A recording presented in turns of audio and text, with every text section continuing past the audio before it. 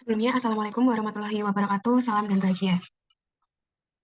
Pertama-tama, marilah kita panjatkan puji dan syukur kehadirat Tuhan Yang Maha Esa, karena telah memberikan waktunya sehingga saya dapat mempresentasikan tugas akhir skripsi Program Studi Manajemen Fakultas Ekonomi, Universitas Sarjana Wiyata Tamasiswa Yogyakarta.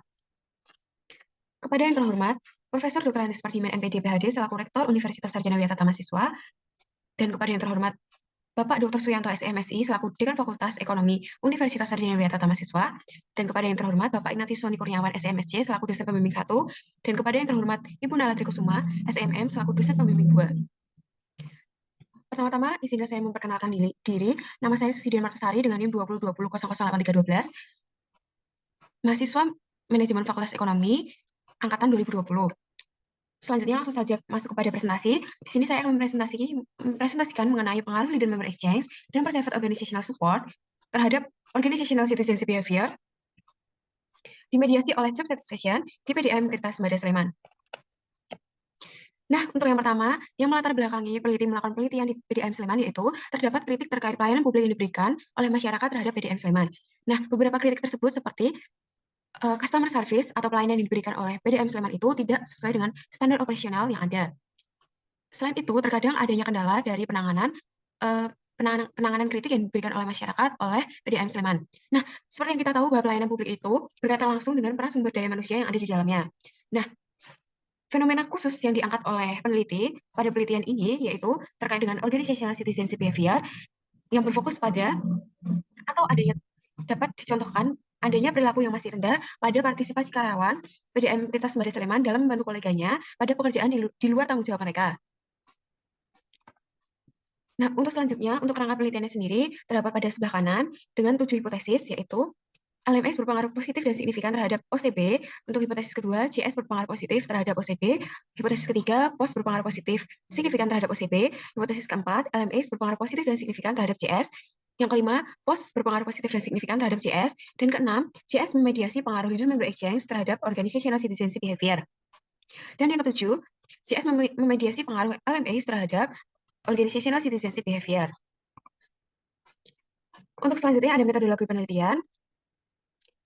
Metode penelitian yang digunakan oleh peneliti yaitu metode kuantitatif dengan pengambilan data primer yang dilakukan pada PDM Sleman yang bertempat atau berlokasi di Jalan Parasamya nomor 18, Beranlor, Kabupaten Sleman, Daerah Istimewa Yogyakarta. Lalu selanjutnya untuk populasi dan teknik pengambilan, peneliti mengambil seluruh karyawan sebagai objek penelitian sehingga tidak ada sampel karena peneliti merasa bahwa populasi yang ada dalam PDM Sleman itu masih dalam jangkauan peneliti. Nah, untuk jumlahnya sendiri ada 65 karyawan. Nah, untuk teknik pengambilan sampelnya itu peneliti menggunakan teknik pengambilan sampel jenuh dan peneliti nantinya akan memberikan kuesioner atau angket kepada objek penelitian tersebut sehingga mereka akan mengisi angket atau kuesioner tersebut dengan skala Likert atau skala penilaian dari 1 sampai 5. Terus selanjutnya kita masuk dalam pengujian data. Untuk pengujian data sendiri telah diuji bahwa R hitung yang didapatkan dari hasil pengujian tersebut memiliki nilai lebih besar dari R tabel yaitu 0,244 sehingga dapat disimpulkan bahwa nilai atau item-item yang digunakan itu valid. Untuk reliabilitasnya sendiri dapat kita lihat bahwa kurun base alfanya itu lebih besar dari 0,7 sehingga dapat ditarik kesimpulan bahwa variabel-variabel yang digunakan itu reliable. Untuk selanjutnya kita masuk dalam uji asumsi klasik. Untuk yang pertama ada normalitas. Untuk normalitas sendiri dilakukan untuk 2 kali, yaitu untuk model persamaan 1 dan model persamaan 2. Untuk model persamaan 1 didapatkan bahwa asimsik itu 0,03, yang berarti bahwa data tidak terdistribusi secara normal pada pendekatan asimsik. Lalu peneliti menggunakan pendekatan lain yaitu Monte Carlo dengan nilai yang dihasilkan 0,140, yang berarti bahwa data terdistribusi secara normal pada model persamaan pertama. Untuk model persamaan kedua, peneliti menggunakan 2 pendekatan yaitu asimsik dan Monte Carlo. Dapat kita lihat bahwa hasil yang didapatkan lebih dari 0,05 sehingga data pada model persamaan kedua terdistribusi secara normal. Lalu untuk multikolinearitasnya sendiri kita lihat pada tabel collinearity statistik ya, yang terdapat nilai 1576 untuk persamaan 1 dan 1641, 2724 dan 2543 pada persamaan kedua. Yang berarti bahwa nilai fifth itu lebih kecil daripada 10 sehingga tidak terjadi multikolinearitas pada persamaan 1 dan persamaan 2. Lalu untuk heteroskedastisitasnya sendiri dapat kita lihat bahwa nilai sig lebih besar dari 0,05 sehingga data yang digunakan itu tidak terjadi heteroskedastisitas. Nah, di sini peneliti menggunakan pengujian Sperman-Rowe sebagai pengujian heteroskedastisitas peneliti. Lalu untuk selanjutnya kita masuk pada analisis regresi berganda. Kita dapat melihat pada tabel koefisien. Di sini dapat kita lihat bahwa LMX, POS itu memiliki hubungan LMX, POS, dan CS memiliki konstanta sebesar 3.812. Nah, untuk model persamaan kedua, LMX, POS, dan CS terhadap OCB memiliki nilai konstanta sebesar 10.704. Nah, di sini sendiri dapat kita lihat bahwa nilai koefisien LMX terhadap CS itu sebesar 0,108, sedangkan POS terhadap CS sebesar 0,599 pada persamaan pertama. Untuk pada persamaan kedua, LMS memiliki nilai koefisien sebesar 0,360 terhadap OCB, dan POS memiliki nilai koefisien sebesar 0,490 terhadap OCB, dan CS memiliki nilai koefisien sebesar 0,497 terhadap OCB. Lalu untuk CP-nya sendiri, kita dapat lihat pada tabel T dan C. Di situ dapat terlihat bahwa berdasarkan tabel yang telah disajikan, nilai T hitung itu untuk yang pertama pada LMS, itu nilai T hitung lebih kecil daripada 1670 dengan nilai signifikan sebesar 0,115, yang berarti bahwa HO diterima dan hipotesis ditolak, yang artinya hidden member exchange tidak berpengaruh positif dan signifikan terhadap job satisfaction. Untuk yang kedua, untuk posnya sendiri, memiliki nilai T hitung yaitu 6.720 dengan nilai signifikansi sebesar 0,000, yang berarti bahwa HO ditolak dan hipotesis kedua diterima. Lalu, untuk selanjutnya, untuk tabel pada model persamaan kedua, kita dapat melihat pada tabel T dan signifikan juga. Di situ untuk nilai T-nya sendiri, untuk LMX terhadap OCB ada 4.756 dengan signifikansi 000, yang berarti HO ditolak dan hipotesis ketiga diterima. Lalu untuk selanjutnya, untuk POS sendiri memiliki nilai T sebesar 3.801 dengan signifikan 00, yang berarti HO ditolak dan hipotesis keempat itu diterima. Lalu untuk yang terakhir, untuk CS sendiri memiliki nilai T 3.557 dengan nilai signifikan 0,001, yang berarti bahwa hipotesis diterima dan HO ditolak. Untuk koefisien determinasinya sendiri, dapat kita lihat pada model summary di tabel yang sebelah kiri.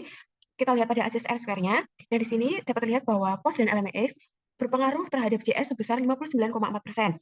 Nah, untuk sisanya sebesar 40,6% itu dipengaruhi oleh faktor-faktor dan variabel lain pada persamaan pertama. Untuk persamaan kedua, POS, LMX, dan CS itu berpengaruh terhadap OCB sebesar 79,3%, dan sisanya sebesar 20,7% dipengaruhi oleh faktor-faktor atau variabel lain. Seperti itu. Lalu untuk selanjutnya, untuk Sobel test sendiri dapat kita lihat pada hasil one tile probability dan total probability. Dari sini dapat kita lihat bahwa untuk hasil uji Sobel yang pertama, leader member exchange terhadap organizational citizenship behavior itu tidak dimediasi oleh job satisfaction pada perhitungan yang pertama. Lalu untuk yang kedua, untuk leader member exchange, untuk perceived organizational support terhadap terhadap OCB dimediasi oleh JS itu didukung dari nilai-nilai one tile probability dan total probability. Nah, hasil tersebut lebih kecil dari 0,05, sehingga dapat kita tarik kesimpulan bahwa JS itu memediasi pengaruh POS terhadap OCB, seperti itu.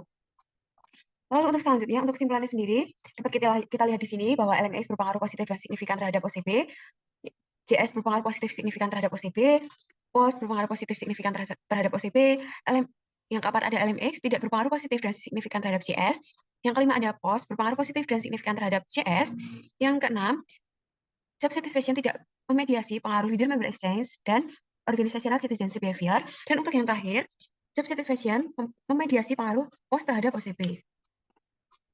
Lalu saran dari penelitian ini, untuk yang pertama, berdasarkan hasil penelitian, menemukan bahwa leader member exchange, job satisfaction, dan perceived organizational support berpengaruh positif terhadap organizational citizenship behavior. Dan dari hal ini, maka organisasi itu harus mampu menjaga kualitas hubungan leader member exchange dan kualitas job satisfaction dan dukungan organisasi agar dapat lebih memperhatikan karyawan, memberikan dukungan yang maksimal, dan menciptakan lingkungan kerja yang nyaman. Nah, untuk yang kedua, hubungan POS dan OCB itu melalui JS menghasilkan temuan positif. Nah, sebagai implikasinya itu tentunya organisasi dapat membuat program-program baru untuk mendukung peningkatan kepuasan kerja karyawan melalui peningkatan pos seperti program jenjang karir hingga penghargaan bagi karyawan. Dengan adanya hasil temuan, diharapkan PDM Tirta Sembada tentunya dapat memberikan pelayanan terbaik sebagai salah satu instansi penyedia jasa tingkat daerah.